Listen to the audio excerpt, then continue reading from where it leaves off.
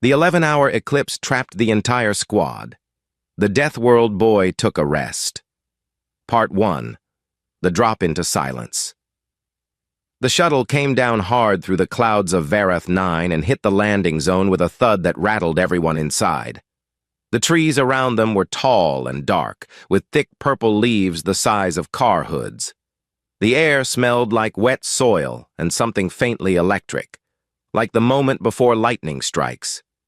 The ground was soft and uneven, covered in roots and strange dark moss that made a sucking sound when you stepped on it. 6 soldiers stepped off the shuttle and formed up in the clearing. Corporal Danny Cole was the second one out. He was 24 years old, broad across the shoulders, with a calm face that people often mistook for boredom. He was from a small town in rural Montana, and he had spent more of his childhood outside in rough country than inside any building. He adjusted the strap of his pack, looked up once at the gas giant hanging massive and orange in the sky above the treetops, and then looked back down at the ground. He did not say anything. He rarely did until there was something worth saying. Lieutenant Kara Novak came out right behind him. She was 31, sharp-eyed, with short brown hair, and the kind of steady voice that people naturally followed. She had run 2 prior interstellar campaigns before this one, and had learned how to read a bad situation before it fully formed. She did a quick visual sweep of the tree line, checked her scanner, and pulled up the mission path on her wrist display. The mission was simple. That was what everyone had said in the briefing. Simple. Go in. I reached the relay station on the far ridge, pull a corrupted data chip from the console, come back out before the eclipse cycle started. Clean, fast, and routine. The whole thing was supposed to take 4 hours at most. The other 4 members of the squad were not human. Sketh was a Thervaki, nearly 7 feet tall, with a hard outer shell, 6 limbs, and compound eyes that picked up wavelengths of light humans could not see. It moved quietly for something so large, and it was one of the most decorated soldiers in the Calorian Joint Force. It had worked with humans before, but it still watched Danny the way someone watches a strange animal they are not entirely sure about. Geth and Loa were Morrow, shorter than the humans, amphibious, with wide, flat heads and 4 thick arms. Their hearing was extraordinary. They could pick up the sound of a heartbeat from 30 meters away in open ground. On a moon like this one, full of layered sound and dense undergrowth, that ability was both a gift and a burden. They tended to communicate in low clicks and hand signals rather than words. The last member was Oren. Oren was a Veth, and it did not look like a soldier at all. It looked like someone had built a person out of pale blue glass. Its body was crystalline, and it moved with a slow, careful grace, always slightly behind the group. Veth fed on light, not in a metaphorical way. They literally absorbed photons through their outer shell to sustain all of their body's functions. In full daylight, Oren was fast and sharp. In low light, it slowed. In total darkness, it would begin to shut down. Nobody thought that would be a problem today. But the squad moved out. Danny walked near the back of the group, just ahead of Oren. The terrain was rough. The roots crossed over each other in thick, tangled patterns, and the ground dipped without warning into shallow gullies filled with dark water. Some of the plants had thorned vines that reached out horizontally at knee height, and if you were not paying attention, they caught your legs and sent you forward onto your hands. Sketh caught one of these vines twice in the first 10 minutes. The second time, it made a sharp sound of irritation and tore the vine loose with one of its middle limbs. It looked back and noticed that Danny had not once caught a vine or stumbled into a gully. He moved through the undergrowth like he had grown up in it. Sketh fell into step beside him after a while. "You have experience with terrain like this," it said. It was not really a question. Danny glanced sideways at it. "Not exactly like this," he said. "But rough ground, yeah. I grew up hunting in the Rockies. Lots of brush, lots of uneven rock. You learn to read the ground or you fall down a lot."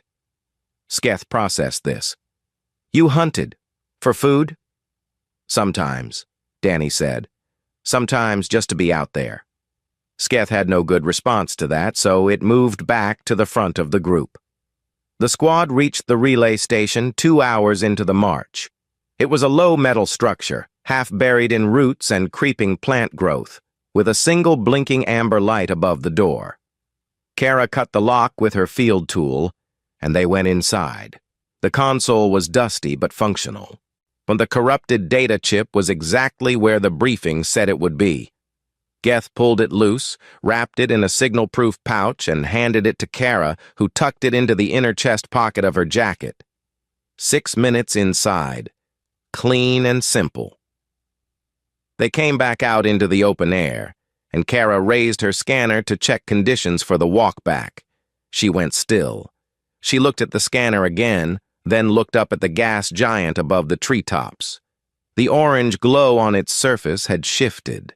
The shadow line was moving.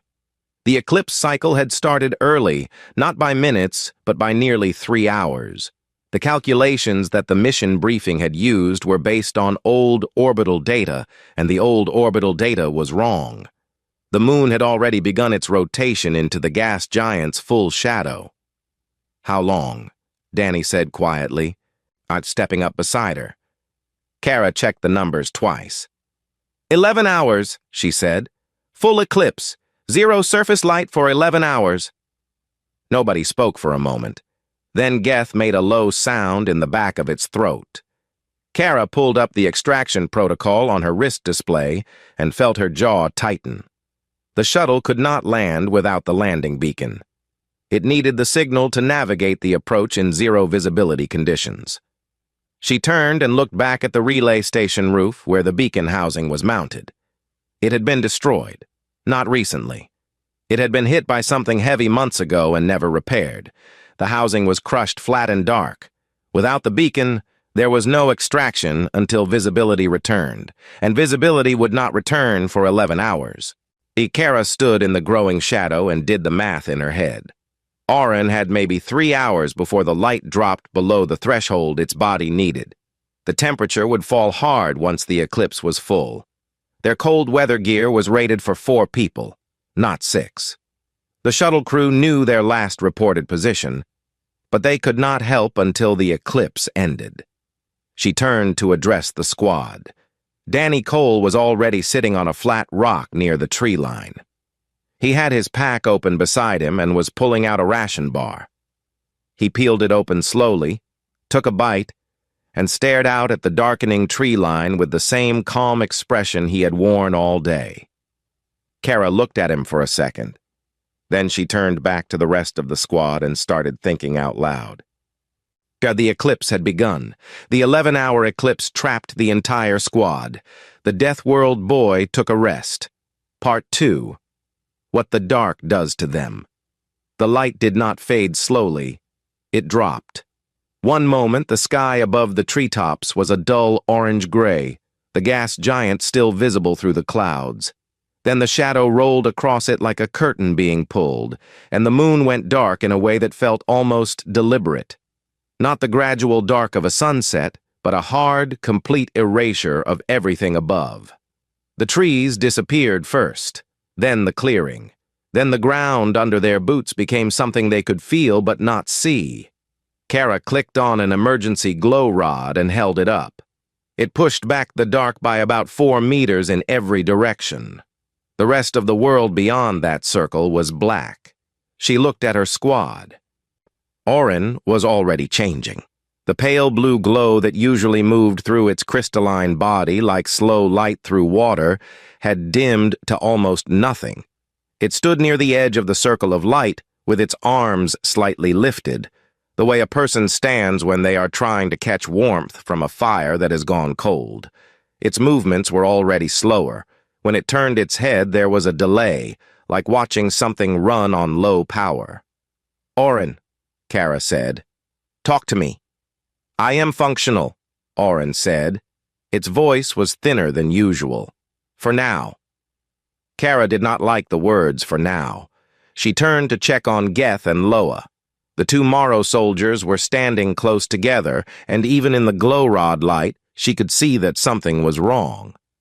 Geth had its 4 hands pressed flat against the sides of its wide head. Loa was making a low, continuous sound that was not quite a word.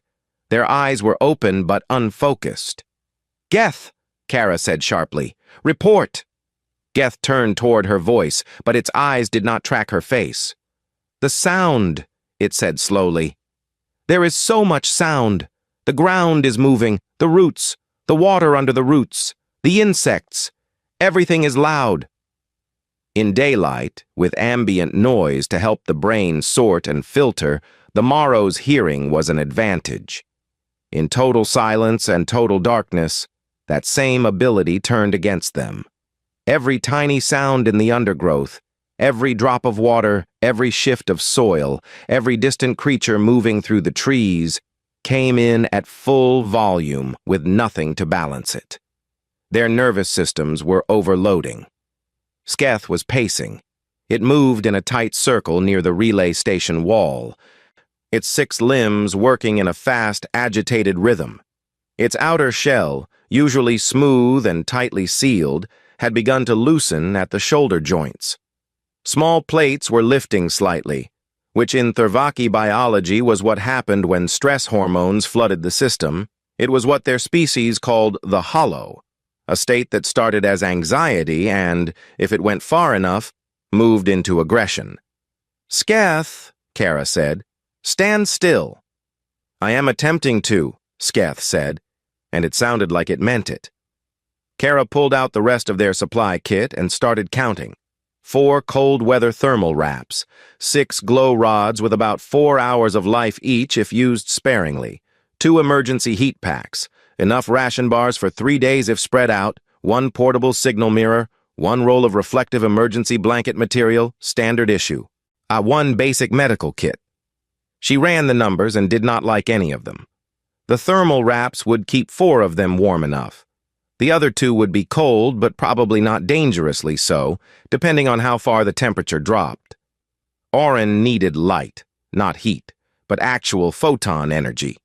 And the glow rods were weak and not designed to sustain a Veth metabolism. Geth and Loa needed something to anchor their hearing before the overload got worse. Sketh needed to stop pacing before the hollow advanced. 9.5 hours to go. Kara sat down on the ground cross-legged and stared at the supply pile and tried to build a plan. Then she heard Danny's voice from behind her.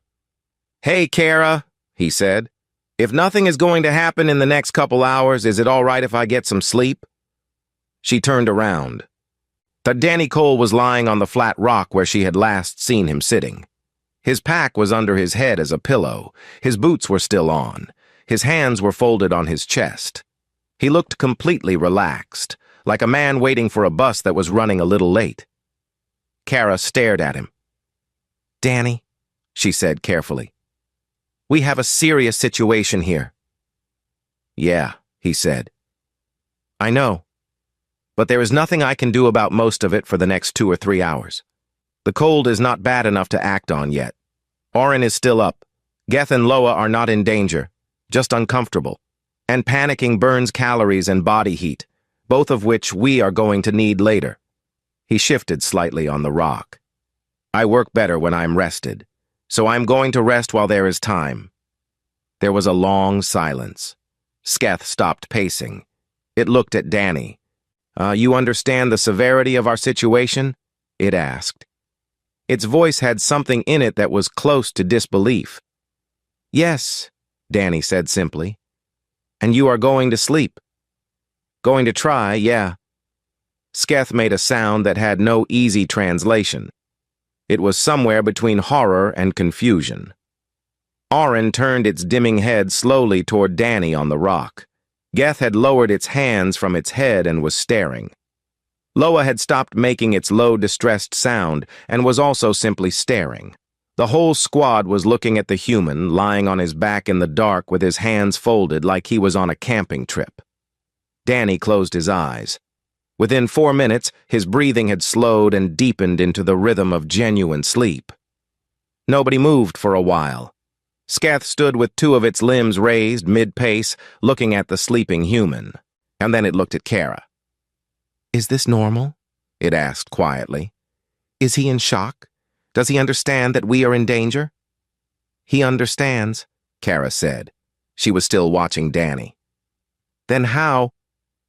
He is from Earth, Kara said, as if that was supposed to explain something. Sketh looked at her, then at Danny, then back at her. Kara pulled one of the thermal wraps out of the kit and draped it over Oren's shoulders, even though it would not do what Oren actually needed. Then she took one glow rod, turned it to its lowest setting to save power, and set it on the ground in the middle of the group. She looked at the sleeping human one more time. Then she started building her plan again, this time more carefully, because somewhere in the back of her mind, she had already decided she was going to wake him when things got hard. Not because she doubted herself, but because Danny Cole had been asleep for 3 minutes, and already the squad had stopped panicking. That was not nothing. The darkness pressed in around the small, pale circle of light. The temperature continued to drop. Somewhere out in the trees, something large moved through the undergrowth and was gone. The eclipse had 9 hours left. Danny slept through all of it. The 11-hour eclipse trapped the entire squad. The Deathworld boy took a rest. Part 3. 9 hours of the Deathworld boy Danny woke up on his own. No alarm. No one shaking him. He simply opened his eyes, lay still for about 10 seconds, and then sat up slowly on the rock like a man who had slept a full night in a comfortable bed. He stretched his neck to one side, then the other. He looked around at the squad, but checked the darkness beyond the glow rod's light, and then looked at Kara. How long was I out? He asked. 3 hours, she said. She was sitting with her back against the relay station wall, and she had not slept at all. He nodded and stood up. Oren was sitting on the ground now, not standing. The dim glow inside its body had dropped to a faint flicker, barely visible. It was still conscious, but it was responding slowly to everything around it, like a lamp running on almost no power. Kara had placed 2 of the glow rods as close to it as she could, but glow rods were not sunlight, and Oren's body needed more than 2 weak rods were giving it. Geth and Loa were still sitting close together, heads lowered, hands pressed to their temples. They had gotten slightly worse in the last hour. And the constant noise of the dark, the underground water, the roots, the distant animals had not let up, and they had no way to filter it out. They were not in physical danger yet, but the longer it went on, the harder it would get for them to function at all. Sketh had stopped pacing but was sitting against the wall with its shell still slightly raised at the joints. It watched Danny stand up and move around with the quiet intensity of something that has decided to pay close attention. Danny picked up one of the glow rods and held it up, turning slowly in a full circle. He was not looking at the squad. He was looking at the trees around the clearing and at the wall of rock that made up the ridge to the east. He stood there for maybe 2 minutes without saying anything. Then he put the glow rod down and walked east. Bah, Cole, Kara said immediately. Back in 5 minutes, he said. She started to stand, and he said, 60 meters, directly east along the base of the ridge. I will stay in earshot. If I call, come. If I go quiet, come faster. She did not like it, but she stayed. He came back in 4 minutes. His boots were wet below the ankle, and he had a small piece of pale greenish something in his hand. He held it up under the glow rod light. It was a piece of fungal growth, about the size of his palm, and it was faintly but definitely glowing on its own. There is a whole section of this stuff growing along the ridge wall, he said, about 30 meters wide. It is not bright, but it is consistent light. And there is a crack in the rock face about 60 meters east that is leaking warm air. Geothermal vent. Small, but steady. Kara looked at the fungal piece in his hand. It was putting out a soft, pale green light that was not much to look at, but it was real photon energy. And if there was 30 meters of it growing along the rock face, that was not nothing. She looked at Oren. Danny was already moving. He took the roll of reflective emergency blanket material from the supply kit without asking, and he walked Oren slowly east to the ridge wall. He did not try to carry Oren or rush it. He walked beside it at the pace Oren could manage, which was very slow, and he did not say anything while they walked. When they reached the fungal growth, he unrolled the reflective material and stretched it along the wall behind the glowing patch, angling it so the pale green light bounced back and doubled on itself. It was not elegant. It looked like something a child might build, but the reflected light landed directly on Oren's crystalline surface, and within a few minutes, something inside Oren began to respond. The faint flicker inside its body steadied. It did not blaze back to full strength, but it stopped dropping. Oren stood in the doubled fungal light and breathed slowly, and the dim glow inside it held.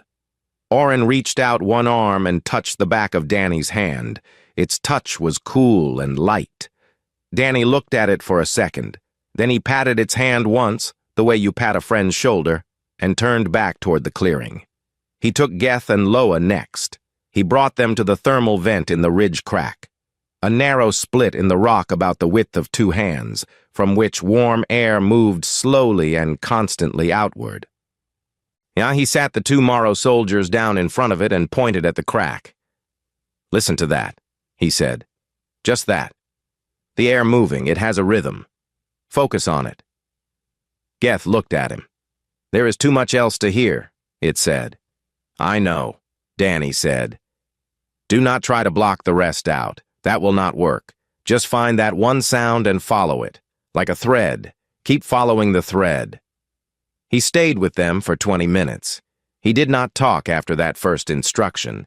He just sat beside them in the dark, occasionally putting his hand on the rock near the vent crack so they could feel the vibration through the stone if the sound became too hard to separate. It took time, but eventually Geth's hands came down from its head. Then Loa's. When Danny came back to the main clearing, Sketh was watching him. "Sit," Danny said to it. Sketh straightened. "I am not a subordinate of yours," it said.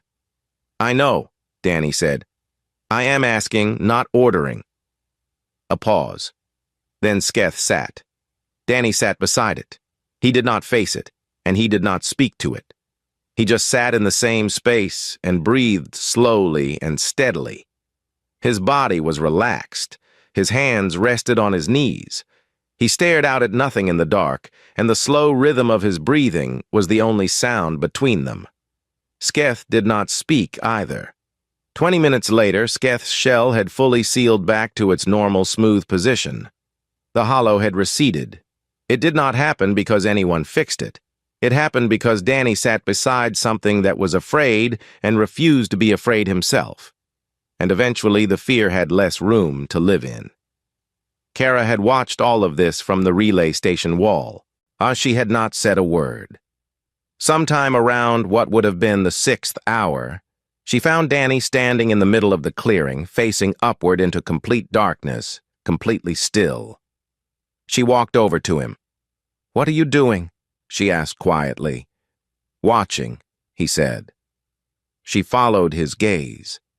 There was nothing above them, just black. "There is nothing to see," she said.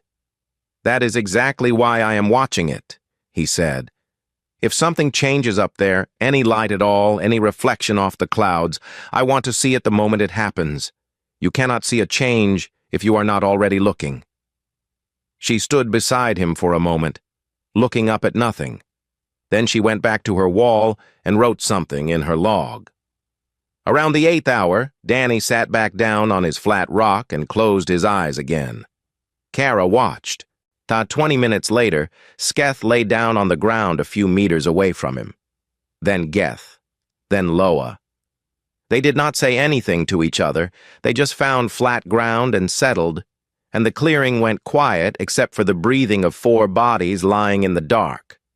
Kara sat alone against the wall with Oren glowing faintly beside her, and she looked at the human and the 3 aliens sleeping in the clearing.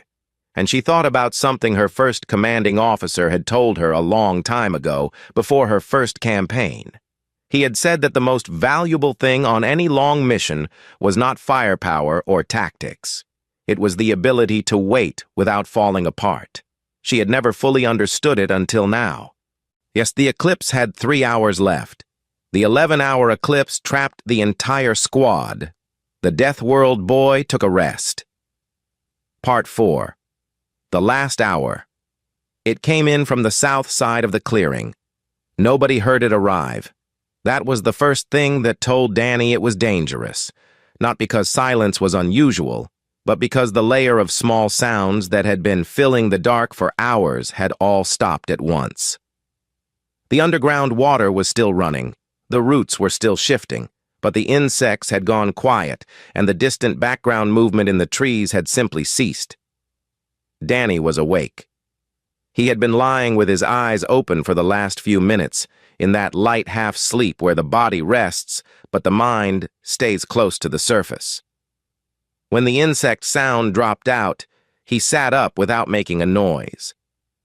But he did not reach for his weapon. He just looked. The glow from Oren's position near the ridge wall was still giving off its pale light, enough to show the shapes of the clearing, but not much beyond it. At the southern edge, where the tree line met the open ground, something was sitting in the dark. He could not see it clearly, just a low, long shape, wide across the middle, with a slow, patient quality to the way it was still. He had grown up around animals that hunted by waiting. He recognized the shape of that stillness. He put his hand on Kara's arm. She came awake fast, the way soldiers do, and looked at him. He tilted his head toward the south tree line without speaking. She followed the direction, looked, and he saw her see it. Her hand moved toward her sidearm, and he put his fingers lightly over hers, not stopping her, just slowing her down. He leaned close and said almost nothing, just breath with shape. Do not move fast. She understood. She did not draw. They woke the others slowly. Hand on shoulder, no sound, one at a time. Sketh came up sharp and still, its compound eyes immediately scanning the dark. It looked at the southern tree line, and its shell plates pressed flat against its body. An involuntary response, the Thervaki equivalent of going pale.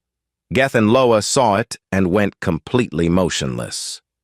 Loa made one very small sound before Geth put a hand over its mouth. Oren simply dimmed itself, pulling its light inward as much as it could manage, which made the clearing slightly darker. The shape at the tree line had not moved. Sketh leaned toward Danny with extreme care and whispered, "Shale," it said. The word came out with a particular weight, the way you say the name of something you have been taught to fear. Danny had read about shale in the mission environmental briefing 3 days ago. He remembered the relevant parts: 6-legged ambush predator, native to Verath 9 and several similar low-gravity moons, hunted by absolute stillness, and then struck at moving targets with speed that exceeded most species' reflex response times. The Calorian Joint Force standard protocol was to remain motionless and wait for it to lose interest. He also remembered the part the briefing had not emphasized. The shale was a sound-reactive striker. It did not see well. It responded to movement because movement made noise, and it oriented and launched from noise, not from sight. The problem was Oren. The faint, doubled glow from the reflective blanket near the ridge wall was fading. The fungal growth that had been sustaining Oren for the last several hours was dying from the heat of the reflective material pressing against it, and the light it gave off was dropping.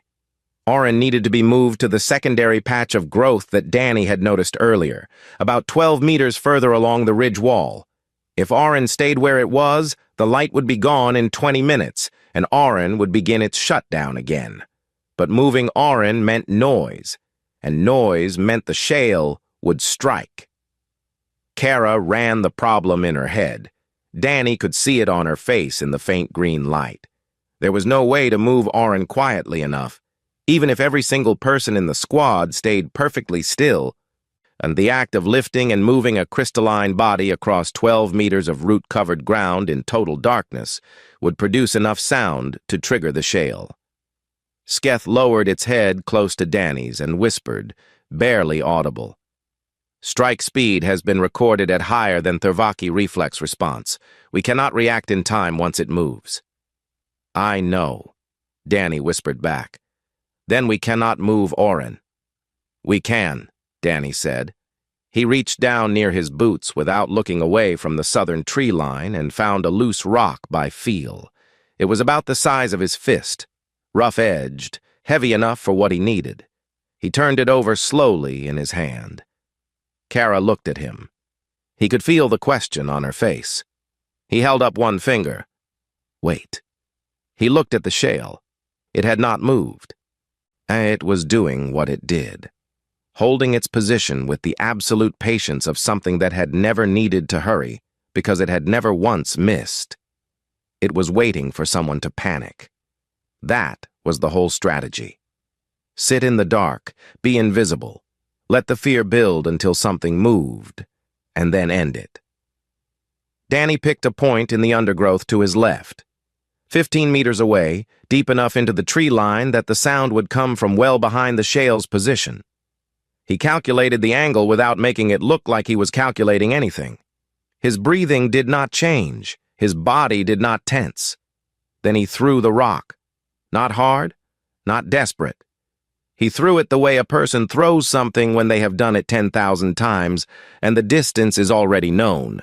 It left his hand on a flat arc and went into the undergrowth 15 meters to the left and crashed through dry growth and hit something solid with a sharp crack of sound.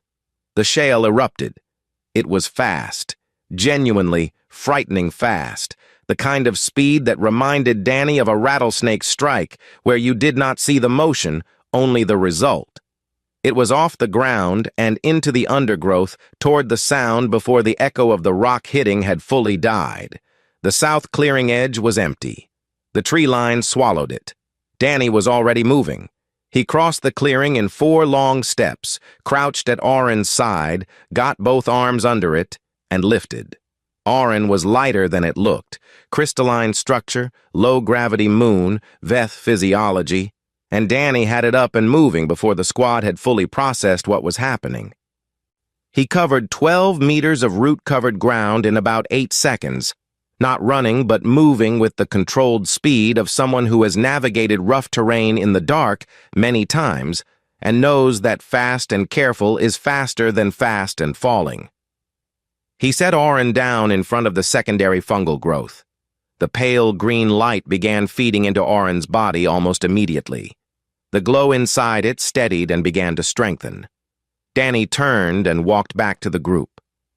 Sketh was standing with 2 of its limbs raised, mid-step, frozen in the posture of someone who had started to move and then stopped because events had happened too fast for them to contribute.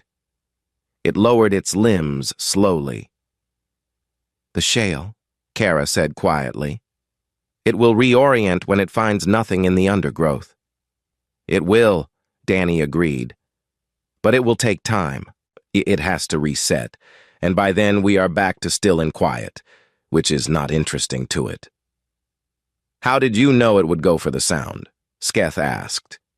It was not a tactical question. It sounded like something more personal, like it genuinely wanted to understand. Animals that hunt by stillness do not understand a target that moves without being afraid, Danny said. He was checking the reflective blanket at Oren's new position as he spoke, adjusting the angle with small, careful movements. The whole strategy depends on fear. You panic, you run, you make noise, it hits you.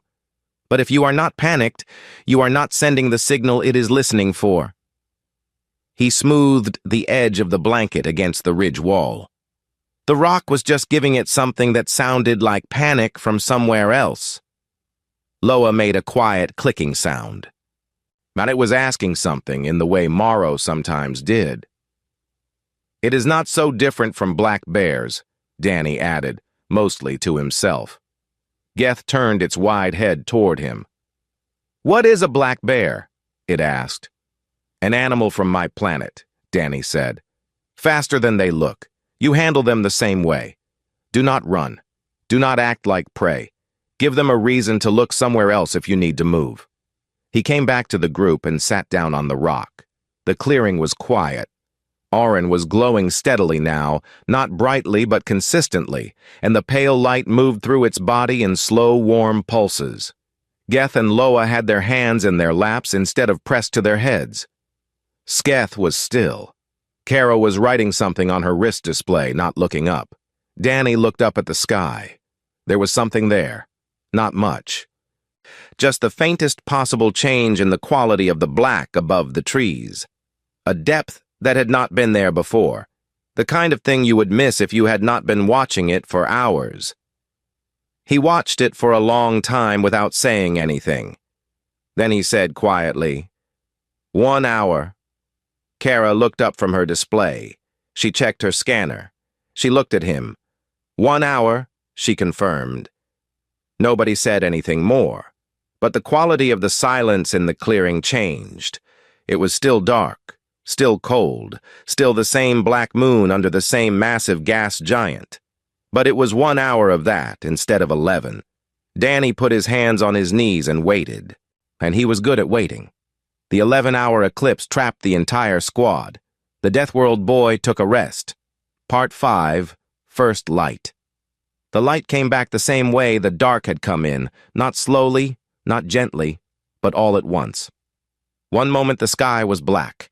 Then the gas giant's shadow finished its roll across the moon's surface, and the first pale line of reflected light hit the cloud cover above the trees and spread outward in every direction like something had exhaled. It was not full daylight. It was early and thin and gray, but it was light, real light, and it hit the clearing and showed everything that the dark had been hiding for 11 hours. The trees were exactly where they had been. The relay station stood solid against the ridge. The clearing was just a clearing. Roots, dark moss, flat rocks, uneven ground. In the light, it looked small and ordinary, the kind of place you would walk through without giving it much thought. Auron blazed. The moment true light reached its body, the crystalline structure caught it and refracted it in every direction. It was not just glowing now. It was shining, throwing pale, fractured light across the ground and the ridge wall and the faces of the squad around it. It stood up straight for the first time in hours and breathed in a way that had sound to it, like a person who has been holding their breath finally letting go. Geth and Loa both looked up at the sky at the same moment, their wide heads tilting back, and for several seconds they did nothing but listen to the returning world as the birds and insects and underground movement of the roots all came back into full range. But it was different now. In the light, as with the familiar noise of a waking environment surrounding them, their hearing had something to hold on to. The overload that had crushed them in the total dark simply stopped being a problem. Loa made a sound that had no word in any human language, but that everyone in the clearing understood, was relief. Sketh stood with its compound eyes open fully and scanned the tree line, the sky, the ridge, the ground. It did not pace. Its shell was smooth and sealed and still. It looked like itself again. Kara put her scanner away and pulled out the relay chip from her inner chest pocket. It had been there the whole time, through the long dark, through the cold and the waiting and the shale and all of it, sitting in the safest place she had, the close inner pocket right over her ribs. She held it up and looked at it. A small gray thing, no bigger than a thumbnail, the whole reason they had come here. She activated her comm unit.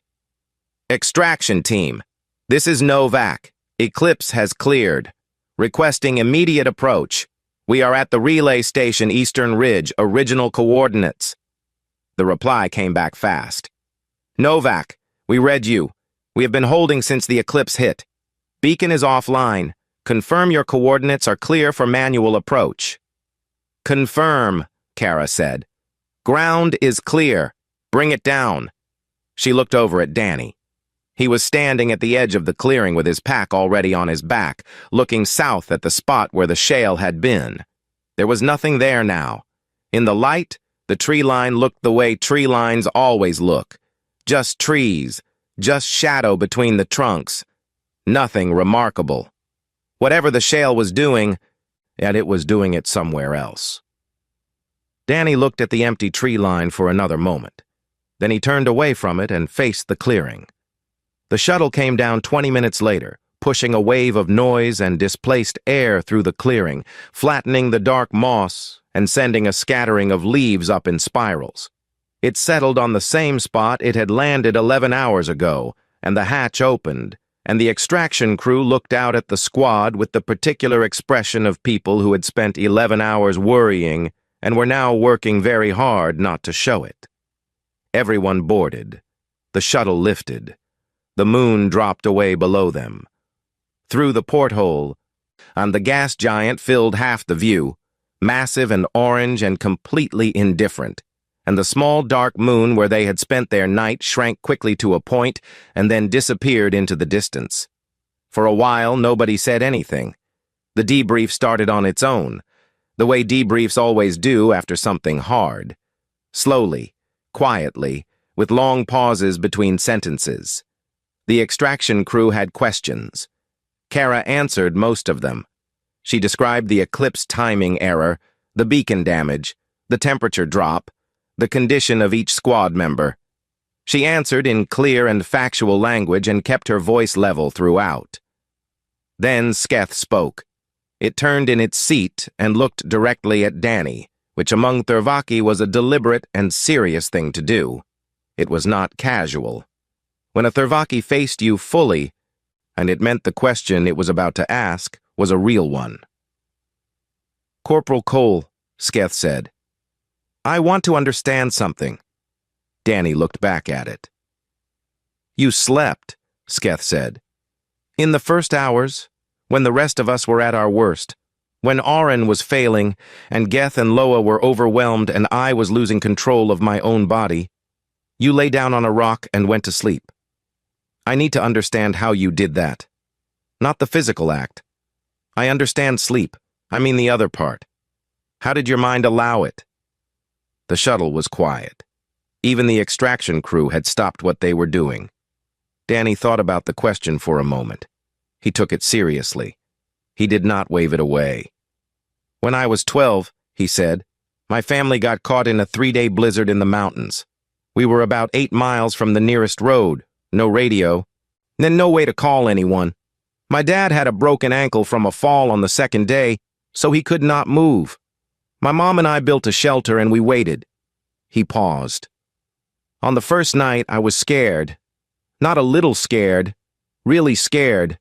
The kind where your chest gets tight and your thoughts just spin and none of them lead anywhere useful. My dad could see it.